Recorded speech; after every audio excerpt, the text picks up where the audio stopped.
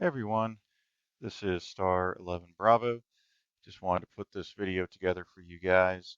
I thought you would be interested in hearing about this course that I took over at XCal earlier this week. So the class that I took is called STRESS, which is a fun little acronym standing for Scenario Training for Realistic Evaluation of Spontaneous Situations. The objective of the class is to put you into live situations at the end of the class time to have you experience stressful situations and situations that you would potentially encounter as a member of the public concealed carrying a firearm. The class begins with about an hour of instruction where you spend some time going over the general ideas, mindsets that you need as someone who is carrying a lethal weapon out in public. It also talks about, general ideas around planning your equipment.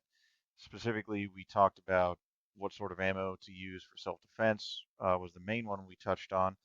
The class doesn't really go over concealed carry techniques or equipment so much. It's assuming that you know a little bit about that or at least have some training.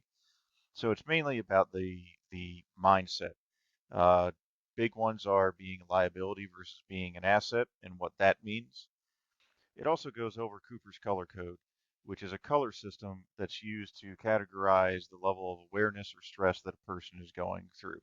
It's a very interesting scale to use, and it's very good for kind of describing your mindset to another like-minded individual. So I definitely suggest looking that up. I'm sure you can find it on Wikipedia or just a simple web search for Cooper's color code would find it. The class also goes over ethical responsibilities, which I'm very glad that it did. A lot of folks assume that if their state allows constitutional carry or once they get their concealed carry permit, that they're just going to put a gun on and go out into the world and be prepared for everything that may happen. There are a lot of things that can happen, and a lot of it happens after the usage of the firearm, whether you have to discharge it or not, you kill or hurt someone, there's a lot of things that go on the back end of having to do that. So I'm very glad that we went over that. We actually went over some example videos while other folks were going through the scenarios to kind of brainstorm how we would react, what we were thinking, and just how legal in our eyes the shoot was. The class didn't require you to bring any gear to it. The main requirement was just your normal shooting range attire, long pants, some sort of shirt, obviously. Uh, it was a little unclear when we got there what exactly we were doing. I was assuming we were using some sort of SIRT pistol that just shoots a laser, but I found out that we were actually using an airsoft gun. If I would have known that, I probably would have at least brought safety glasses with me.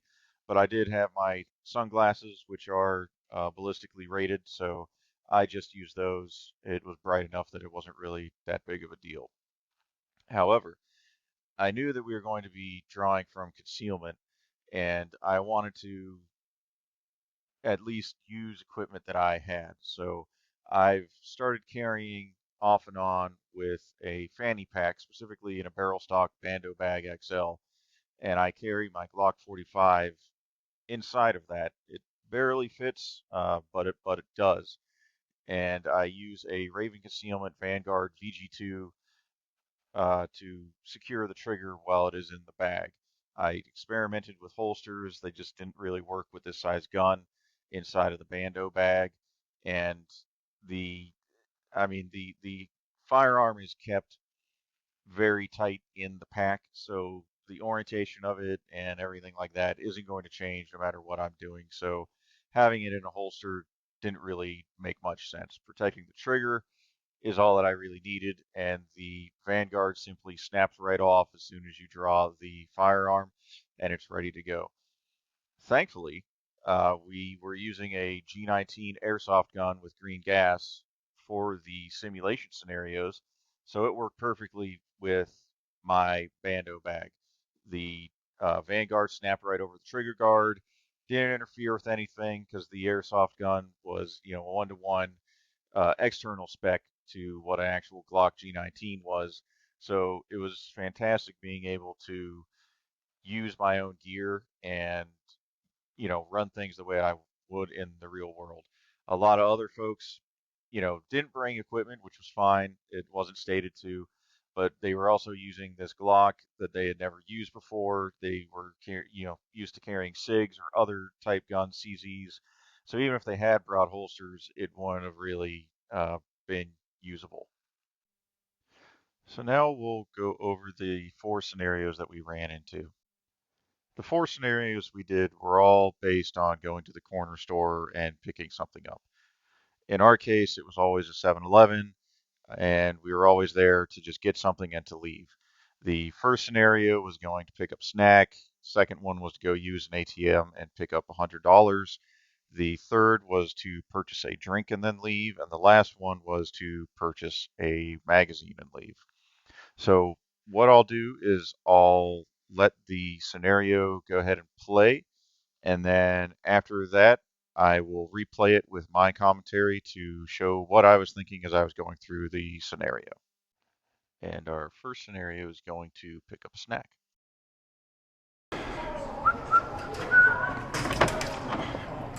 Hey, sir. Hey, how's it going? How are you? Is there anything I can do fine? Looking for chips. Sorry to interrupt. We're gonna be in the. Can I get some cigarettes? Yeah, we're good. Oh, look at that, chips. I'm sick of this. Fucking machine doesn't work. I'm sick of this. Come on. Oh, this is the last of the barbecue chips? Yeah, that's the barbecue chips. There's no more of those? No. Oh man. Can No, I pay sorry. for those? Nah. Are you sure? No, Zach really wants these. Whoa. Oh my God! All right. Sir? All right. Written on the ground. Written on the ground. Do something! So first trip of the night is getting a snack at 7-Eleven. So as I go into the store, I'm trying to see what's going on. It's very obviously crowded. A lot of people in there, a lot of conversations going. Figure out where exactly the chips are so I can go get them. This first scenario really had to get into it. Wasn't exactly the best scenario. This guy comes up and asks me about the chips. Like, is he gonna mug me?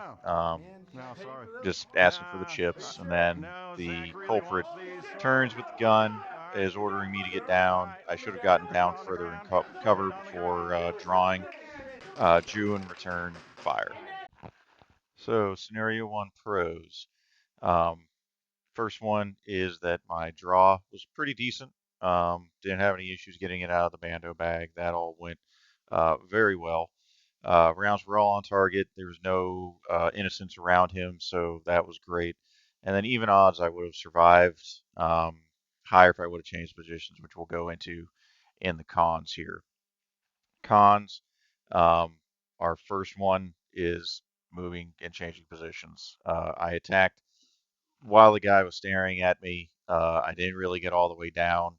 A better idea would have been to finish drawing as I was crouching and then going into urban prone or something like that and attacking from around the shelf.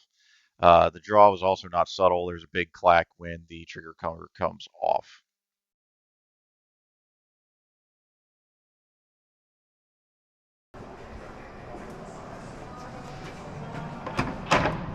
Good evening, sir. Hey, how's it going? You got an ATM in here? Right there in the back, right? Dude, Gotcha. only one monster. Hey, man. Go in on the shipment, sir.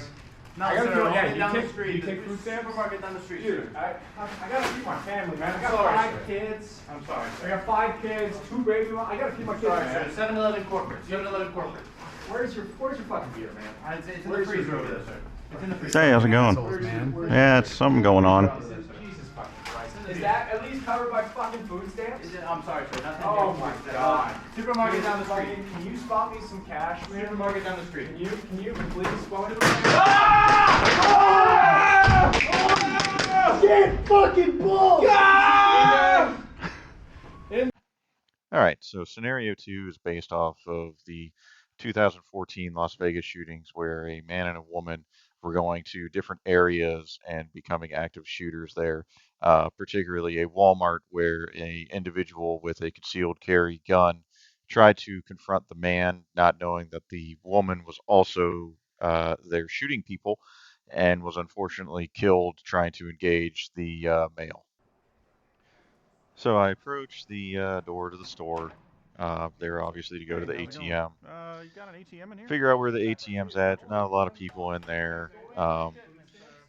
This guy's arguing, which kind of piques my interest, but I'm just trying to get to the ATM and get out. So I go around in this manner so that I can keep my back, uh, to the wall. I can face where everybody is. I can see the Hey, how's it going? entrance. Um, Yeah, it's something going on. this guy is asking what's going on, just in case.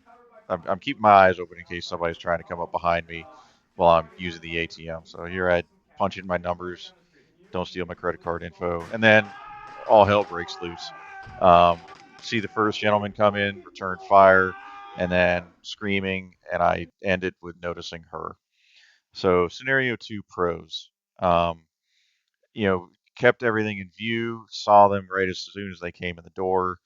Effective rounds on target, no issues with that as well, no collateral damage. And I took cover immediately when the shooting began before even seeing what was going on.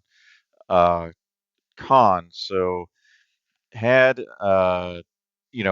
could have had a better position in concealment than where I was. I fell out of the concealment as I engaged. That was kind of a dumb mistake.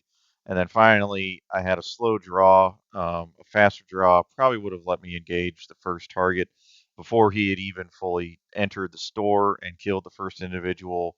And I probably could have engaged target one and target two before they had a chance to zone in on me. And our third trip to 7-Eleven is to get a drink.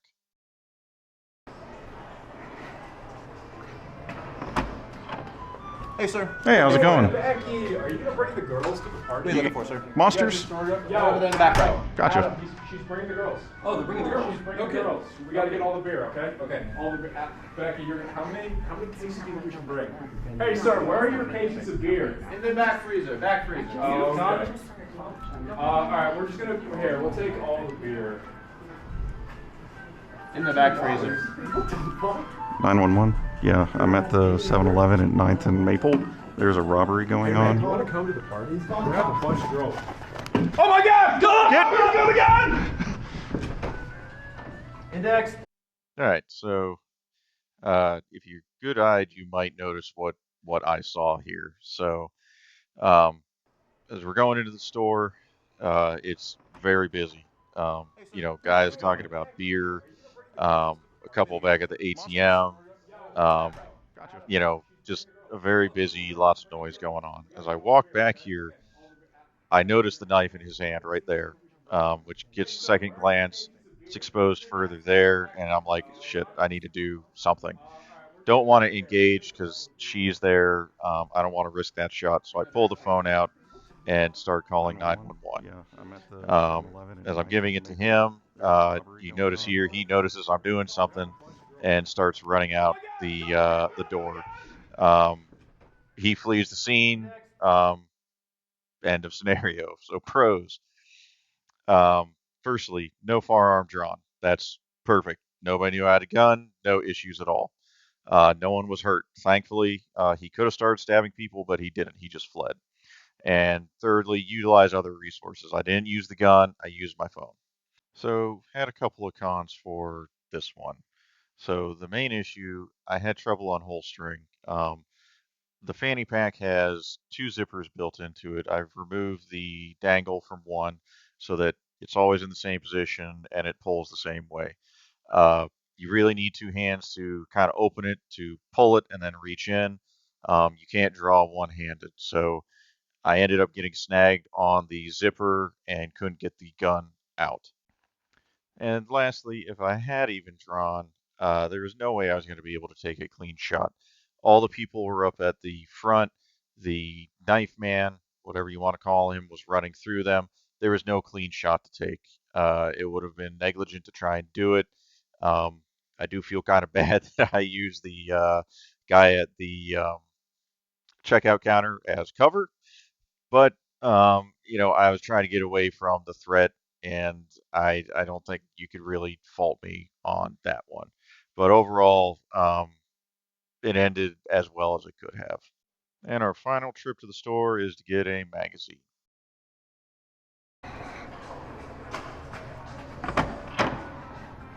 Hey, how's it going? Hey man, welcome to 7-Eleven. How can I help you? I'm here to grab some magazines. Where are your magazines at, man? So we got magazines over there. We got magazines over there, man. We just restocked over there. Okay, cool. What's up, man? Hey, how's it going? Don't move! On your stomach! Hands on your head! Cross your legs! Don't fucking move! Index! Index! So the idea behind this last scenario was a felony arrest occurring in the same store that you're in. I don't know if this was based on a specific scenario that's happened somewhere else. I don't know to my knowledge, but basically, a felony stop is a high risk stop. Cops are going in high speed, weapons drawn, and that's what we had to react to. So honestly, when I walked in, I literally thought that it Hey, was how's it going? two dudes had killed the people working in the store and were pretending to I'm here to work grab some there. magazines. Where are your They both magazines at, just man? looked shady. The black hoodies made me think they worked there, uniform Okay, wise, but cool. that's just lack of resources as far as Hey, costumes. how's it So going? immediately, two dudes with guns yelling at me. I wasn't even going to try and draw. Even if they were criminals, I was going to be dead. So, Index! Index! all right, scenario four pros. A very short scenario, so just be quick. Didn't draw. The reason why I keep reiterating that is because you don't want to go out into the world expecting to have to draw your firearm. You don't want to have to do that. Any situation that you go out and come home and nothing happens is a godsend. Um, so pointing that out, I did not have to draw a weapon. That's a positive. So second pro, I did not shoot the police officers and I did not get shot by the police officers. Um, Even if those weren't police officers, there was no way I was getting out of that situation. They came in with guns up, started shooting. I, I mean, if they had uniforms on, it would be a little bit different. But I mean, I was dead to rights, so there was nothing that I could do as far as trying to defend myself. All right, so cons. The cons list is even shorter. I had my back to the store entrance most of the time that I was in there. Um, it's not really anything that I could do about that. I was in looking for stuff. I wasn't really expecting somebody to just burst in the door and start shooting. That wasn't really a contingency I was planning for, I suppose. And that goes into part of what we talked about of being prepared or paranoid in the class. I wasn't being paranoid enough that I thought people were going to break into the 7-Eleven and start shooting. Um, I was prepared for other things. All right, final thoughts. Uh, the class was very good. Um, for a lot of the folks who were at the class, they were either new folks to firearms, new folks to having a permit to carry, new to being in an area that they can carry. So I would think that it was a really good eye opener for them. I've been in situations, not these sort of situations, but stressful situations from being in the military and dealing with other things. So it was a good way to get exposure to actually working in concealment. That's something that I haven't done. I've always been in an overt fashion. Uh, Military isn't always that subtle. So it was good to do that, and it was good just to go through the stress and test my awareness and my caution as I entered situations, and it was valuable feedback that the class taught back. The actors came in and debriefed us afterwards, pointed out what they saw, what may be good, what might be bad, and we had time to really discuss it. So it was a really useful time. Um, I do have a couple improvements. One that's not really the fault of the class. I shoot at this range a lot. A lot of them know me. They've seen me shoot, so it kind of changed the scenarios a little bit. They knew that I was going to come in and not freak out. I don't want to say they knew how I was going to act, but they knew me. Um, it I don't want to say that it detracted totally from the scenarios, but it's a hard thing for them and me knowing each other to act like strangers. So um, that's not their fault, not my fault, just a con from the class. Um, the main one, uh, and again, it's not necessarily something that they could deal with, something that they just had to work around. Um, having some more folks there to act as actors, actual costumes, more prop guns.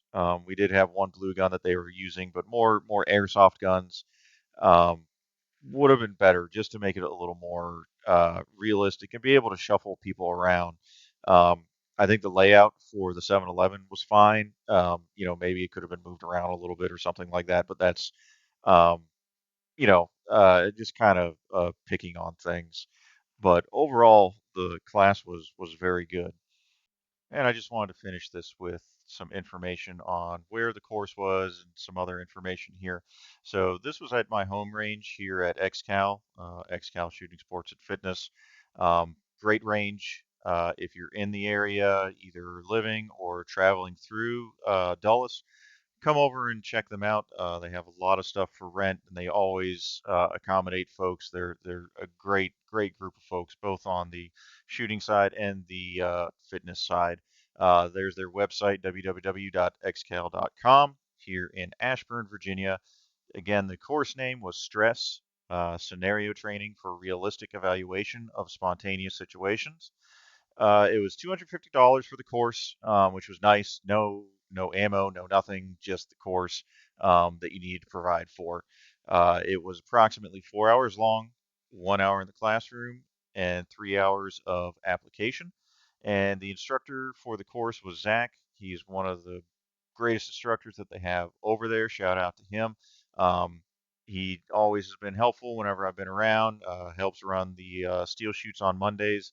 Um, Great guy, great instructor. So if you have a chance, hit him up for some private instruction. I'm sure he'd love it. And lastly, thank you guys for watching. If you have any other questions, you can reach me on Instagram at star11bravo, same as my YouTube at star11bravo. So feel free to reach out to me there if you have any questions. Thanks, everyone.